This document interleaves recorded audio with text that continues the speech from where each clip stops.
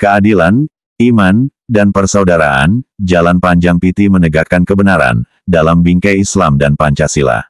Oleh Dr. Ipong Wijaya Kusuma, penulis adalah Ketua Umum DPP Persaudaraan Islam Tionghoa Indonesia PT. Persaudaraan Islam Tionghoa Indonesia PT, merupakan sebuah organisasi yang tumbuh dari semangat kebangsaan dan nilai-nilai keislaman. Didirikan atas dasar cinta tanah air, PT menjadi wadah bagi masyarakat Tionghoa Muslim untuk berkontribusi dalam kehidupan berbangsa tanpa kehilangan identitas budaya dan iman. Dalam perjalanan panjangnya, PT dikenal sebagai simbol harmoni antara Islam dan keindonesiaan yang menjunjung tinggi prinsip Pancasila dan UUD 1945. Namun, dalam beberapa tahun terakhir, nama besar PT sempat terguncang oleh persoalan hukum yang tidak hanya menyentuh ranah administratif, tetapi juga menyentuh citra dan marwah organisasi. Sengketa merek dan legitimasi kelembagaan telah menimbulkan tafsir ganda di masyarakat, seolah PT terbelah menjadi dua entitas yang berbeda. Padahal, semangat dasarnya tetap satu, mengabdi untuk Islam dan Indonesia. Perdebatan hukum ini bukan sekadar tentang kepemilikan nama, melainkan tentang hak moral atas sejarah dan perjuangan dakwah umat Islam Tionghoa di negeri ini. Ketika merek Persaudaraan Islam Tionghoa Indonesia PT digugat dan dipersoalkan, sesungguhnya yang diuji bukan hanya akta dan sertifikat, tetapi juga kejujuran niat dan integritas organisasi yang telah berkhidmat selama puluhan tahun. PT berdiri bukan untuk kepentingan bisnis atau keuntungan pribadi, melainkan sebagai lembaga sosial keagamaan non-profit yang menanamkan nilai ukhuwah Islamiyah di tengah keragaman bangsa. Itulah sebabnya, ketika muncul tudingan, itikat tidak baik, dalam pendaftaran merek, tudingan itu terasa tidak berdasar dan mencederai semangat kebangsaan yang menjadi ruh organisasi ini. Tulisan ini hadir sebagai refleksi dan analisa mendalam atas perjalanan hukum yang sedang dihadapi PT, sekaligus sebagai strategi pemulihan citra agar masyarakat memahami bahwa di balik dinamika hukum, masih ada niat suci menjaga marwah organisasi. Analisa ini disusun dengan pijakan hukum positif Indonesia, pandangan Islam, dan semangat persatuan nasional. Indonesia sebagai negara hukum menjamin setiap warga negara dan badan hukum untuk memperoleh perlindungan yang adil. Ketika sebuah organisasi sosial seperti PT berjuang menegakkan hak atas nama dan identitasnya, perjuangan itu sejatinya bukan semata kepentingan internal, tetapi bagian dari pembelaan terhadap prinsip keadilan sebagaimana dijamin oleh Pasal 28 DUUD 1945 tentang kepastian hukum. Di tengah situasi global yang semakin kompleks, PT memiliki peran strategis dalam menjaga citra Islam Indonesia yang damai dan toleran. Sengketa internal yang disalahpahami publik dapat menjadi celah bagi pihak-pihak tertentu untuk memecah konsolidasi umat dan mengaburkan semangat nasionalisme keislaman. Oleh karena itu, pembenahan citra dan penguatan moral menjadi sangat penting. Pancasila memberikan landasan ideologis bagi setiap organisasi di Indonesia untuk hidup berdampingan dalam keragaman. Sila pertama, ketuhanan yang Maha Esa, menegaskan bahwa seluruh perjuangan, termasuk upaya hukum sekalipun, harus berpijak pada nilai kejujuran dan keadilan. Itulah roh yang dipegang PT dalam menghadapi tantangan ini, menang bukan karena kuasa, tetapi karena benar. UUD 1945 memberikan legitimasi bagi kebebasan berserikat, berkumpul, dan mengemukakan pendapat. PT, sebagai organisasi yang sah secara hukum dan diakui negara, memiliki hak konstitusional untuk mempertahankan eksistensinya. Upaya peninjauan kembali PK, yang kini ditempuh bukan bentuk perlawanan politik, melainkan manifestasi dari hak hukum yang dijamin oleh konstitusi. Dengan demikian, persoalan hukum yang dihadapi PT bukan akhir dari perjuangan, melainkan fase pembuktian atas keteguhan prinsip bahwa kebenaran tidak boleh dikalahkan oleh manipulasi. Sebagaimana sabda Rasulullah SAW, tolonglah saudaramu yang dizalimi dan yang menzalimi, maka perjuangan hukum PT adalah bentuk menolong diri dan menjaga keadilan agar tidak ternodai oleh ambisi pihak lain. Posisi hukum dan identitas kelembagaan PT. Sebuah organisasi yang kokoh harus memiliki dasar hukum yang kuat. Dalam konteks ini, Persaudaraan Islam Tionghoa Indonesia PT, berdiri secara sah menurut hukum Indonesia melalui Akta Pendirian Nomor 218 Tahun 2017 yang telah disahkan oleh Kementerian Hukum dan HAM dengan nomor AHU 00177070. Pukul 1:07 tahun 2017. Keabsahan tersebut menjadi fondasi legal yang tidak dapat diganggu-gugat, karena telah memenuhi seluruh unsur administratif dan substansi hukum sebagaimana diatur dalam Undang-Undang tentang Perkumpulan. Dengan adanya pengesahan resmi dari negara, PT memiliki kedudukan hukum sebagai badan hukum independen yang tunduk pada peraturan perundang-undangan. Artinya, setiap tindakan atau kebijakan organisasi memiliki kekuatan hukum yang sama seperti badan hukum lainnya di Indonesia. Status ini bukan hanya simbol administratif, melainkan pengakuan bahwa PT adalah bagian integral dari sistem kemasyarakatan nasional yang sah di mata hukum dan konstitusi. Dalam perkembangan dunia modern, pendaftaran merek bukan hanya milik korporasi, tetapi juga alat perlindungan identitas bagi lembaga non-profit. PT mendaftarkan merek dan simbolnya dengan tujuan menjaga kehormatan serta mencegah penyalahgunaan nama oleh pihak lain. Langkah ini bukan ambisi ekonomi, melainkan mekanisme hukum untuk menjaga kesucian nama dan reputasi organisasi agar tidak digunakan secara sewenang-wenang. Merek dalam perspektif hukum adalah bentuk ekspresi kepribadian badan hukum. Ketika PT mendaftarkan namanya sebagai merek terdaftar, maka itu adalah langkah yang sah untuk mempertegas eksistensi organisasi di tengah masyarakat. Berdasarkan Undang-Undang Nomor 20 Tahun 2016 tentang Merek dan Indikasi Geografis, setiap pendaftar merek yang dilakukan dengan itikat baik mendapat perlindungan hukum yang eksklusif. Pendaftaran merek oleh PT dilakukan dengan prinsip first to file, yaitu siapa yang pertama kali mendaftarkan merek yang sah, maka dialah pemegang hak hukum atas merek tersebut. Prinsip ini berlaku universal di seluruh dunia, termasuk Indonesia. Oleh karena itu, pendaftaran merek PT adalah tindakan hukum yang tepat, legal, dan sejalan dengan asas perlindungan hukum bagi setiap warga dan lembaga yang beritikat baik.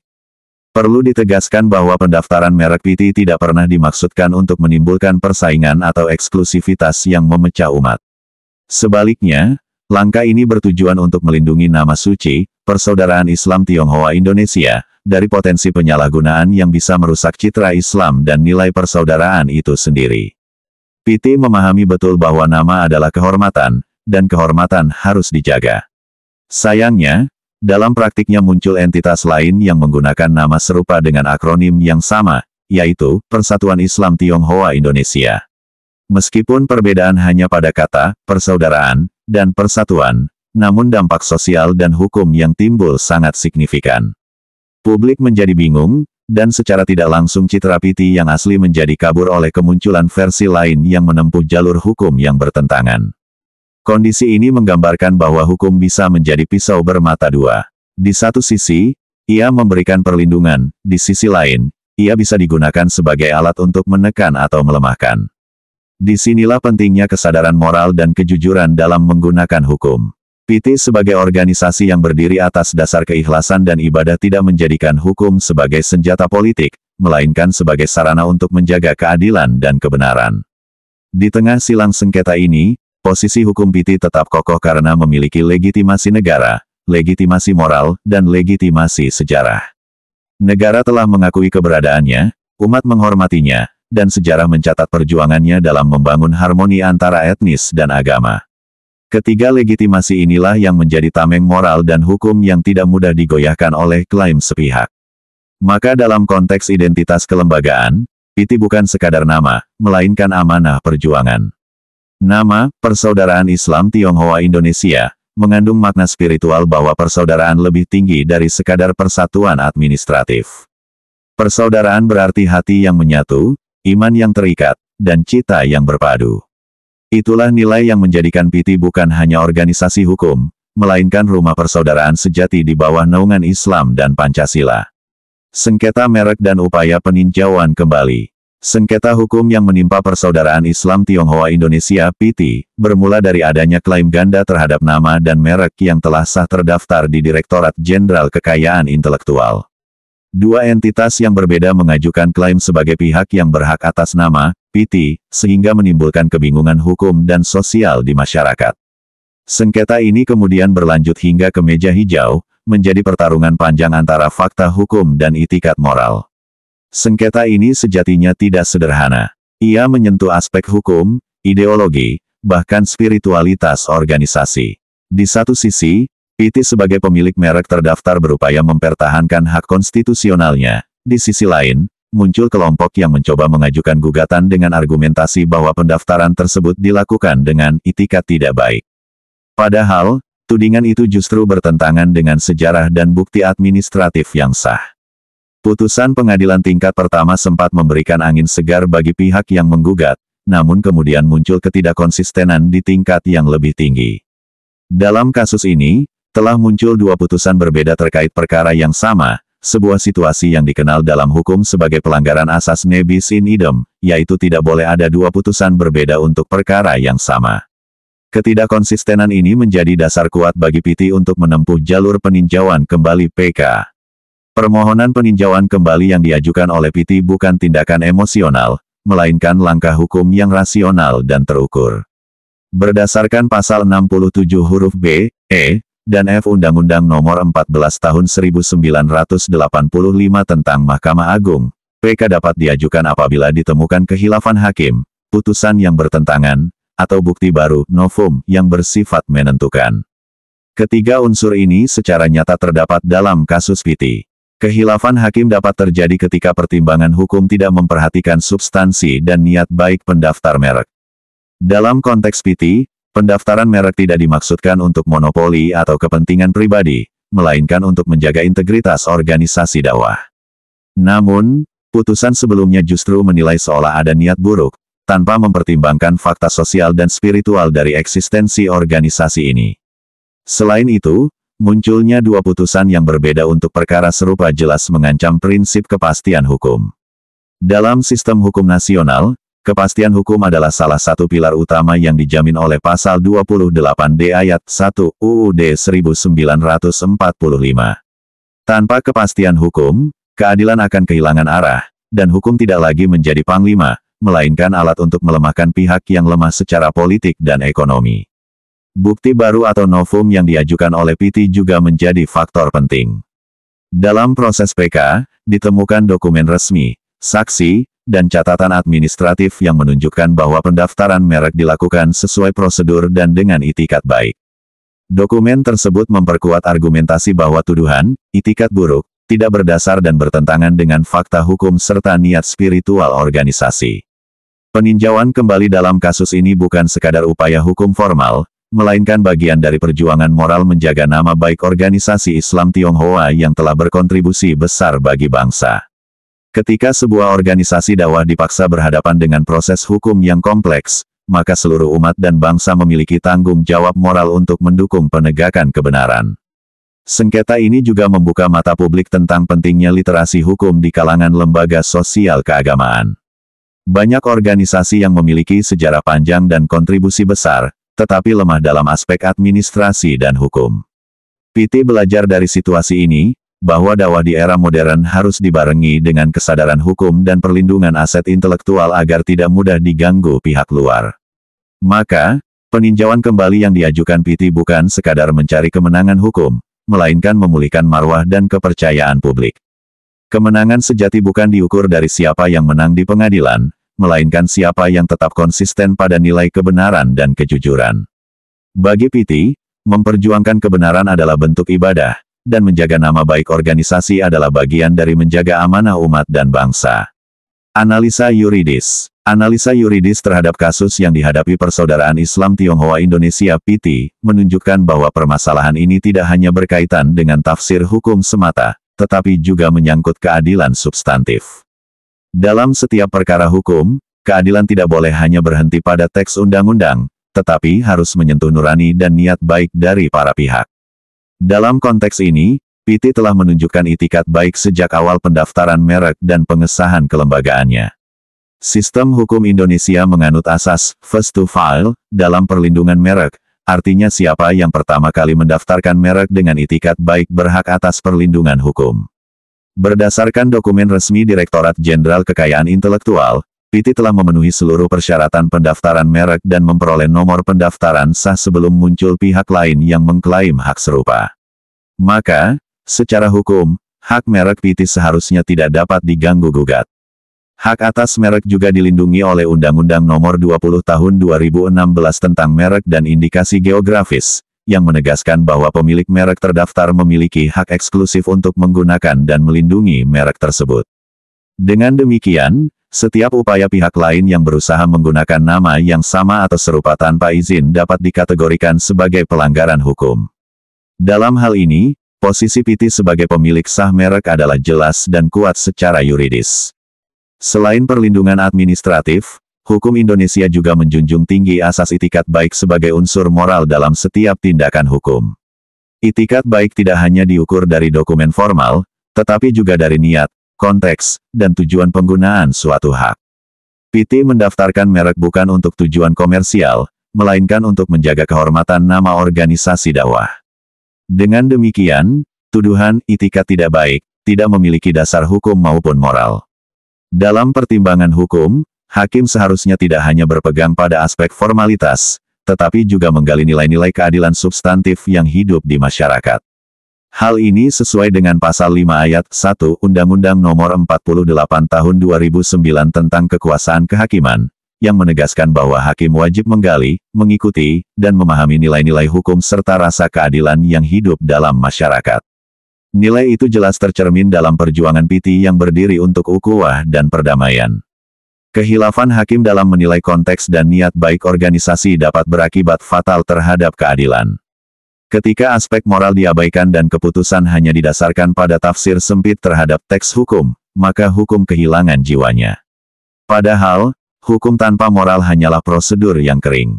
Dalam perkara PT, seharusnya hakim mempertimbangkan nilai sosial, spiritual, dan sejarah organisasi dalam menilai itikat pendaftaran merek.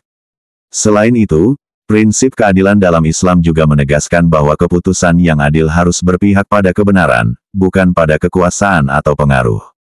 Allah SWT berfirman dalam Qs. An-Nisa ayat 135, Hai orang-orang yang beriman, jadilah kamu penegak keadilan karena Allah, sekalipun terhadap dirimu sendiri. Ayat ini menjadi landasan moral bagi setiap aparat penegak hukum untuk menjaga objektivitas dan integritas dalam memutus perkara. Secara yuridis, munculnya dua putusan berbeda untuk perkara yang sama telah menimbulkan ketidakpastian hukum yang serius. Ketika lembaga peradilan mengeluarkan putusan yang saling bertentangan, kepercayaan publik terhadap sistem hukum menjadi tergerus. Oleh karena itu, peninjauan kembali yang diajukan PT bukan hanya untuk memperjuangkan hak merek, tetapi juga untuk memulihkan marwah hukum nasional agar tetap menjadi alat keadilan, bukan alat kepentingan. Dalam perspektif keadilan prosedural, langkah PT menempuh PK sudah sesuai dengan jalur hukum yang sah. Semua bukti baru yang diajukan telah diverifikasi dan memiliki kekuatan pembuktian yang signifikan. Ini menandakan bahwa PT menghormati proses hukum, bukan mencari kemenangan dengan cara-cara di luar jalur legal. Sikap ini menunjukkan bahwa PT adalah organisasi yang dewasa, beradab, dan menjunjung tinggi supremasi hukum. Akhirnya, analisa yuridis ini menegaskan bahwa PT berdiri di atas landasan hukum yang kokoh, moral yang bersih, dan tujuan yang mulia. Sengketa yang dihadapinya hanyalah ujian atas konsistensi organisasi dalam mempertahankan kebenaran. Dalam konteks ini, PT bukan hanya subjek hukum, tetapi juga subjek moral yang memperjuangkan nilai keadilan sejati sebagaimana diamanatkan oleh Pancasila, UUD 1945, dan hukum Islam. Analisa strategis dan potensi intervensi eksternal. Di balik setiap sengketa hukum yang melibatkan organisasi keagamaan, seringkali terdapat kepentingan yang tidak tampak di permukaan. Dalam kasus PT, sejumlah analisa menunjukkan adanya indikasi intervensi dari pihak luar yang mencoba memanfaatkan situasi hukum untuk melemahkan solidaritas internal. Strategi pecah belah melalui isu legalitas bukan hal baru, ia kerap digunakan untuk menggoyang fondasi organisasi yang memiliki pengaruh sosial dan ideologis kuat. Indikasi ini tampak dari pola gugatan yang berulang dengan substansi yang serupa, namun dikemas dalam narasi hukum yang berbeda. Taktik seperti ini seringkali bukan bertujuan mencari kebenaran, melainkan menguras energi organisasi dalam proses hukum yang melelahkan. Dalam perspektif geopolitik sosial, upaya semacam ini dapat disebut sebagai bentuk soft dismantling, pelemahan lembaga sosial melalui jalur hukum dan opini publik yang sistematis. PT, sebagai organisasi yang berdiri di atas semangat dakwah dan kebangsaan, tentu menjadi perhatian banyak pihak. Keberadaannya yang mampu menyatukan umat Islam Tionghoa dan membuka jembatan dialog antaragama menjadikannya simbol harmoni yang strategis. Namun, Harmoni ini sering kali dipandang sebagai ancaman oleh pihak-pihak yang menginginkan fragmentasi sosial demi kepentingan politik atau ekonomi jangka pendek. Isu hukum yang melilit PT bisa dimanfaatkan untuk membangun persepsi negatif di masyarakat. Melalui penyebaran informasi yang bias atau tidak lengkap, citra organisasi dapat direduksi seolah PT terpecah atau tidak solid. Pola serangan opini semacam ini berbahaya karena bekerja di level persepsi publik, yang sering kali lebih mempengaruhi kepercayaan daripada fakta hukum itu sendiri. Disinilah pentingnya kecerdasan strategis organisasi dalam menghadapi dinamika semacam ini. PT tidak boleh hanya fokus pada pembelaan hukum semata, tetapi juga harus membangun narasi publik yang kuat, terukur, dan meneduhkan. Narasi ini harus menegaskan bahwa perjuangan hukum PT bukan perlawanan terhadap siapapun, melainkan perjuangan menegakkan kebenaran dan menjaga persaudaraan yang telah dirintis sejak lama. Pihak luar yang mencoba melemahkan organisasi biasanya memanfaatkan celah internal, baik berupa ketidakharmonisan antar pengurus, kurangnya komunikasi, maupun lemahnya literasi hukum di tingkat akar rumput. Karena itu, salah satu strategi penting adalah memperkuat konsolidasi internal dan membangun sistem komunikasi yang transparan. Setiap kader dan anggota harus memahami duduk perkara hukum agar tidak mudah dipengaruhi oleh opini menyesatkan. Selain itu, ada indikasi bahwa sebagian pihak berusaha menyeret PT ke dalam pusaran politik identitas. Mereka berupaya menggiring isu hukum ini menjadi konflik antara kelompok tertentu dengan umat Islam Tionghoa, padahal sejatinya tidak demikian. Strategi ini berbahaya karena dapat menimbulkan polarisasi sosial yang bertentangan dengan semangat Pancasila dan prinsip Islam yang rahmatan lil alamin. Untuk mencegah jebakan ini, PT harus tetap menempatkan diri sebagai organisasi yang netral, moderat, dan fokus pada dakwah serta pemberdayaan sosial. Jangan sampai energi umat terkuras untuk melawan bayang-bayang konflik yang diciptakan oleh pihak luar. Sebaliknya, setiap langkah hukum dan komunikasi publik harus diarahkan untuk memperkuat citra sebagai penjaga harmoni dan simbol toleransi Islam Indonesia. Analisa strategis ini juga menegaskan pentingnya kolaborasi eksternal dengan lembaga-lembaga negara, ormas Islam besar seperti MUI dan NU, serta komunitas lintas agama. Dukungan moral dan kelembagaan dari berbagai pihak akan memperkuat posisi PT di mata publik dan menegaskan bahwa perjuangannya sah, konstitusional, dan moral. Sinergi lintas lembaga ini akan mengembalikan kepercayaan publik sekaligus meredam narasi negatif yang dibangun pihak tertentu. Dengan demikian, dapat disimpulkan bahwa persoalan hukum yang dihadapi PT tidak sepenuhnya murni administratif. Ada dinamika sosial politik yang mencoba memanfaatkan situasi ini untuk kepentingan tertentu. Karena itu, strategi terbaik bukan hanya memenangkan perkara di pengadilan, tetapi juga memenangkan kepercayaan publik. Ketika kepercayaan itu pulih, PT akan kembali menjadi simbol persaudaraan sejati, bukan hanya bagi umat Islam Tionghoa, tetapi bagi seluruh bangsa Indonesia. Strategi pemulihan citra organisasi. Pemulihan citra organisasi Persaudaraan Islam Tionghoa Indonesia PT, harus dilakukan melalui pendekatan yang menyeluruh, hukum, sosial, dan spiritual. PT tidak cukup hanya membuktikan kebenarannya di pengadilan, organisasi ini juga harus memulihkan kepercayaan publik, merangkul umat, serta mengembalikan reputasi moralnya di tengah masyarakat. Dalam konteks ini, citra bukan sekadar simbol, tetapi cerminan integritas yang harus dijaga dengan kerja nyata dan konsistensi nilai. Langkah pertama, adalah pemulihan hukum dan advokasi kelembagaan. Tim hukum PT perlu memperkuat basis argumentasi dengan bukti yang autentik, kesaksian yang kredibel, dan narasi yang logis. Pendekatan hukum harus dilakukan dengan elegan, tanpa emosional, tanpa menyerang pihak lain, tetapi berpegang teguh pada fakta dan keadilan. Dengan cara itu, perjuangan hukum PT akan mencerminkan keadaban, bukan konflik, sehingga simpati publik akan tumbuh secara alami. Kedua, PT perlu melakukan revitalisasi komunikasi publik. Selama sengketa berlangsung, sebagian masyarakat mungkin hanya mendengar sepihak informasi dari media yang tidak proporsional.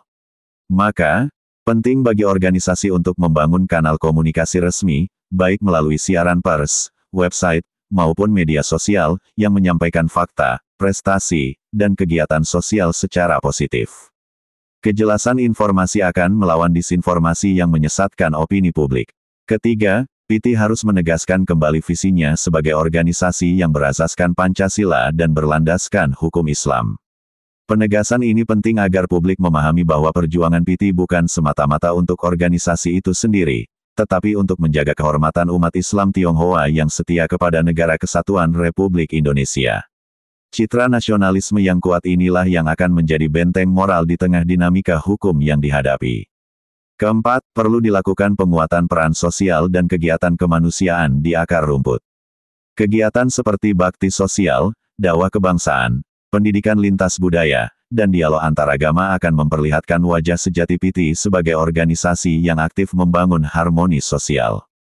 Ketika publik melihat manfaat langsung dari kehadiran PT, maka persepsi negatif akibat sengketa hukum akan perlahan memudar. Kelima, penting untuk mengembalikan semangat spiritual di kalangan pengurus dan kader. Sengketa hukum tidak boleh membuat semangat dakwah melemah. Justru dalam ujian inilah nilai kesabaran dan keteguhan iman diuji. PT harus menanamkan kesadaran bahwa perjuangan hukum adalah bagian dari jihad fisabilillah, bukan untuk menegakkan ego, tetapi untuk menegakkan kebenaran yang diridai Allah SWT. Dengan kekuatan spiritual, langkah hukum akan terasa ringan dan bermakna. Keenam, organisasi perlu membangun hubungan kolaboratif dengan media nasional dan lembaga pendidikan.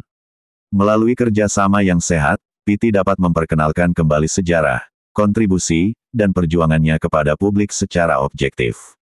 Generasi muda, khususnya mahasiswa dan pelajar Tionghoa Muslim, harus memahami bahwa PT bukan sekadar lembaga formal, melainkan bagian dari sejarah perjuangan umat Islam di Indonesia. Ketujuh, penguatan internal organisasi juga harus menjadi prioritas. Kaderisasi, pelatihan kepemimpinan, dan penguatan literasi hukum bagi anggota akan menciptakan generasi PT yang cerdas, bijak, dan berwawasan nasional. Dengan SDM yang berkualitas, PT tidak mudah dipecah oleh isu atau provokasi. Dalam jangka panjang, penguatan kapasitas internal inilah yang akan menjaga kelangsungan organisasi di tengah tantangan zaman. Kedelapan, strategi pemulihan citra juga menuntut sikap rendah hati. PT tidak boleh terjebak dalam retorika pembenaran diri yang berlebihan. Sebaliknya, organisasi perlu menampilkan ketenangan dan kebesaran jiwa. Mengakui kekurangan, memperbaiki sistem internal, dan terbuka terhadap kritik adalah langkah penting untuk memulihkan kepercayaan publik secara berkelanjutan. Keadaban organisasi akan menjadi teladan bagi umat dan bangsa. Akhirnya, pemulihan citra PT bukan hanya tentang memperbaiki pandangan publik, tetapi juga tentang mengembalikan semangat persaudaraan di hati seluruh anggota. Ketika setiap pengurus, kader, dan simpatisan bersatu dengan niat tulus, maka PT akan kembali menjadi rumah yang hangat bagi semua, tempat di mana Islam, kebangsaan, dan kemanusiaan berpadu dalam harmoni.